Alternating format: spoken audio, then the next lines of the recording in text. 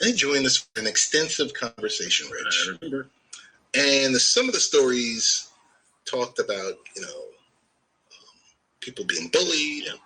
Some stories talked about centered around kindness. Yeah.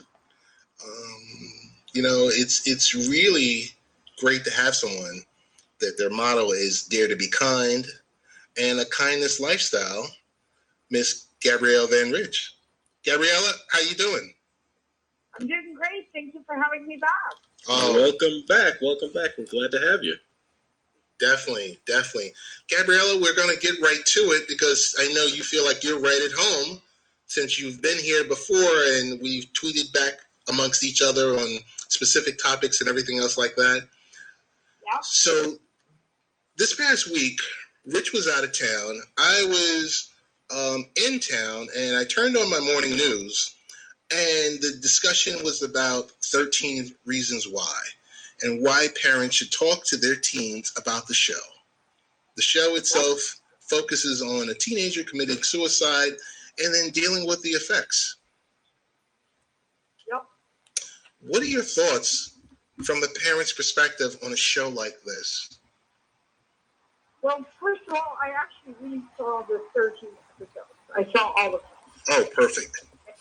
And I had, as a parent myself, besides the work that I do for a second, as a parent myself, I went, because there's this aspect of, there's real empathy, there's real compassion, there's real, you don't wish this on anyone. So that's the first part. Second part is there are parts that disturb me as a parent or maybe even as an adult that this goes on, right? And then my third reaction was, believe it or not, I found it getting better as we went further and further into getting to know each member within what happened, so within the storyline. With other words, even people that you don't like in the beginning, you suddenly say, oh yeah, they struggle with something. Oh my gosh. So, in a nutshell, it's basically everything I teach, but what I really hope is that parents see it with their children, not the children by themselves, but parents with the children. And I hope that this creates a worldwide conversation that is not a debate, but more like an open dialogue, like we're having. Correct. Like a real dialogue, not just, hey kiddo, are you okay? You don't have suicidal thoughts, and then go back to your life. I think the movie is too important, or the documentary. I'm going to call it a documentary, okay? Okay. So as a documentary, I think it's too important. I think suicide is an epidemic. And I am sure that many of your listeners kind of say, oh, come on, Gabriella, spring, the sun is out, don't be so gloom and doomy. But you know what? It is an epidemic, and we are ignoring it. So I think that there will be more and more movies like this one or documentaries like this one coming out. And no matter what we think of it, our children are suffering. And so maybe that's the attitude we need to take as parents. Our kids are suffering. Let's do this as our homework. Let's watch this as our homework as a parent. Watch this with an open mind. That would be my advice. Okay, so now I would ask, let's say you're a parent who has, heard the talk about this show. How do you start the conversation with your child? Well, I think two answers to this. A, if you watched it with them, then the conversation is easier, right? Right. If you watch it without them, you miss the spontaneity of the moment where they have thoughts too, right? You can pause it. And you can say, you think about that. Does this really happen at your school? That would be my first question. See, because I'm out there, I know this is happening, of course. But that was, the... Loch Ness Monster. Never seen her. Word silos? They're everywhere. When you use Asana, teams can coordinate work in one place. Visit asana.com to try for free. That would be, I think, the first question of parents. Does this really happen in your school? And I think the answer, not just being yes, but let's say your child answers yes, then draw them out. Really say to that child, yeah, but give me an example, because I don't know. Be honest up front. Let them know that you're clueless. Sure. I think that's a really good start. Okay, thank you. Tell them that they're in the driver's seat and that you're learning, and then you can guide them. You can't guide them if they won't teach you, share with you. Sounds like good advice. Okay. Mm-hmm. Carrie, I want to kind of change the conversation slightly. Okay? There's two different pieces here, and they're both very, very disturbing.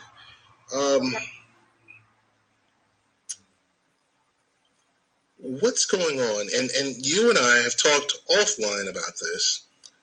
I mean, it seems like every week or every other week we see these violent, disturbing Facebook live streams. Where do we go from here? Well, first of all, I think we really, really dropped our values and our standards.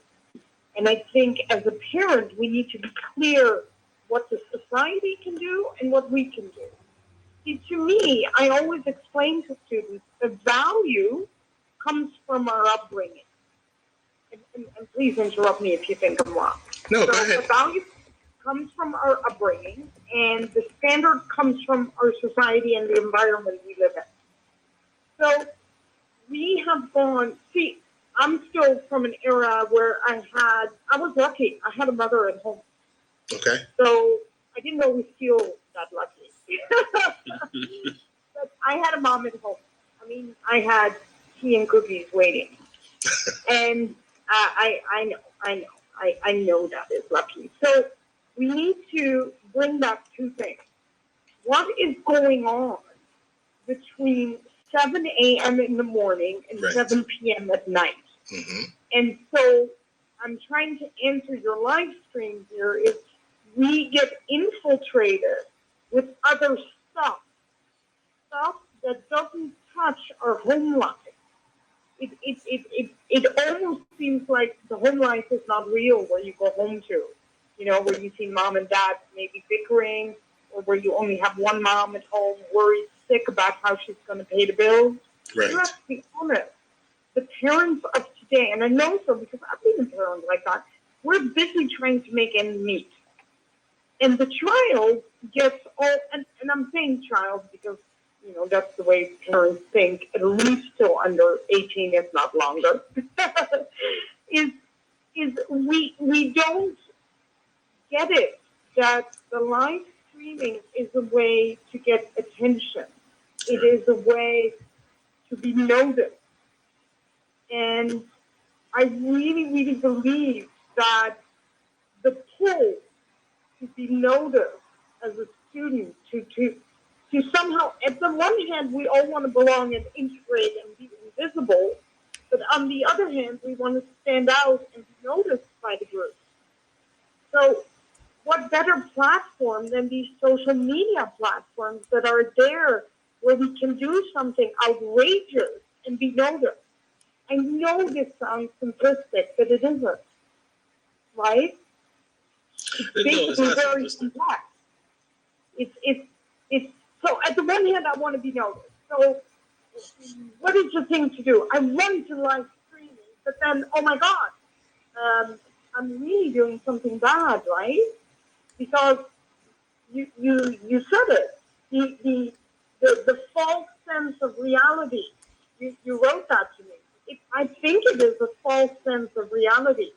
But isn't it better for me to do something humiliating to someone else online through live stream and get 1,000 likes? Isn't that going to elevate me from my humdrum life into a noticeable person face to face in school halls, it's going to elevate me. It's going to make me feel. It's a false reality, but it's going to make me feel a little bit better than being unnoticed. What do you think? I think you're probably on the right track there. I mean, I would agree. You know, when you looked at in the past, before we had the easily accessible ways to get your face out in front of a million people in a heartbeat, you know, especially if we look at, like, say, suicides, people would, sure, they would write the note, and, you know, the note would get out there, or some would do behaviors which would get that attention. Okay. But now, instead of, we'll say, you know, cutting and waiting for someone to see that and then getting the attention in that method, now it's, let me just go right ahead and broadcast this on this live stream to everyone. And what's worse is, of course, everyone, or so many people, go and look at it as, for lack of a better word, as entertainment, not looking at the seriousness of what's really going on with another human's life. Okay, but now I'm going to turn it around. How about, and you don't have to tell me, it's just hypothetical. Could you imagine that you're on the radio every week, and your producer tells you, well, sorry, but you have no more ratings. No more ratings, no more likes. We're about down to 10 people listening. Your level of enthusiasm the next week is going to be lower. Your energy level on that is going to be lower. Sure. What I'm trying to say is, if you know right now, this instant, that 40,000 people tuned in to listen, your energy levels are high. That's exactly the same thing with live streaming. Right. Once you have that audience, oh my God, there it goes. It's like, oh, you go, oh my gosh, this one, oh, and you hear ding, ding, ding, and then you have the little hearts, and then you have the little lights, and then, I mean, it's silly. I know to you and me, it seems silly. No, not at all. Yeah, there is something, it's almost addictive. You know, one time I was on live stream, and I swear, I said to my manager, I had no little heart. Not one. Well, you know, going along that line, I read recently that actually, you know, they're doing studies on the effects, the physiological effects of the live streaming and the likes and checking, and they're saying that, you know, those people who, when you go to look at the response to something you've posted or your stream, and you see that, wow, I've got 10 likes, 5 likes, 1 like, that actually releases the same endorphins as what happens, like, if you're a cocaine user in the brain. Yeah, I can totally, I would totally agree with that. Yeah. So what we're really looking at here is, you know, let's call it, it's an addiction, or it can become an addiction at that level. Discover matches all the cash back you earn on your credit card at the end of your first year. It's amazing because Discover's accepted at 99% of places in the U.S. that take credit cards. Learn more at discover.com/yes. 2021 Nielsen Report. Limitations apply. Well, I think in a certain way, it's already an addiction for all of us. Meaning, if I'm sitting in the car and I will plug in my phone on the system, Bluetooth it or whatever, so I will see immediately as I step into the car if I have my phone with me, because it connects. If I don't have it, the dashboard literally says no phone connected, right? So just to give you that dumb example, we know we're always connected. Now, for me personally, I need it because I use my GPS nonstop to get somewhere. That's one. Second reason would be we don't know a phone number by heart any longer. That's true. That's right. I really It's don't. true. Yeah. So that's the second. But the third one, let's be honest. If you and I were face to face, just the two of us, for no radio show, face to face, and we both had put our phones, with the face down in vibrate mode, and yours vibrates nonstop. What do you think I'm going to do? I'm going to say to you, At the third vibrate, go ahead and pick it up. I'm fine. Right. Because it is disturbing, right? So what I'm trying to say is we turn it on vibrate, but how many people do you actually see that turn off that entire thing? Because if you really want to have a meeting, you would turn it off, and I being a woman, I would put it in my purse, Mhm. or a guy could put it in the briefcase. See, mine doesn't vibrate anymore. I took it off vibrate, so it's only silent. So, meaning when it's on my desk and I work, I actually don't feel it vibrate because I took it off. Right. Because I find that disturbing. Right? I cannot write an article with that thing vibrating. And I have taken my own advice, and that said, the world will still exist without me. I'm not that important. Right? Oh, I goodness. have age that goes with that. And to tell you the truth, in 13 Reasons or any teenager, they don't have that. I want to know what's happening at school because I wasn't at the party. It's like a virus for the child, right? It gets stronger and stronger. I want to react. I want to be part of that world. I want to be part of the popular crowd. No matter how unreal it seems, I want to be part of that. Right. Gabrielle, we want to thank you so much for joining us tonight. We have to have, I guess, part 3 of this discussion because we didn't even get to all the questions. You do, and also, you know why? May is mental health awareness. So that's really Wonderful. important. So Okay. offline, we will get connected and set our dates up because we'd love to definitely have you back. And if you're ever on the East Coast doing any type of tour, we'd love to have you in the studio. Super. I'd love that. I love it face to face. All right. Let's make it happen. Hey, best ways to get in contact with you. Okay. Oh, the best way? Gabriella.global is my website, or you go to Author Gabriella on Facebook, or you just do the hashtag Dare to Be Kind. Got it. Gabriella, thank you so much. Thank you, Gabrielle. You. Bye-bye.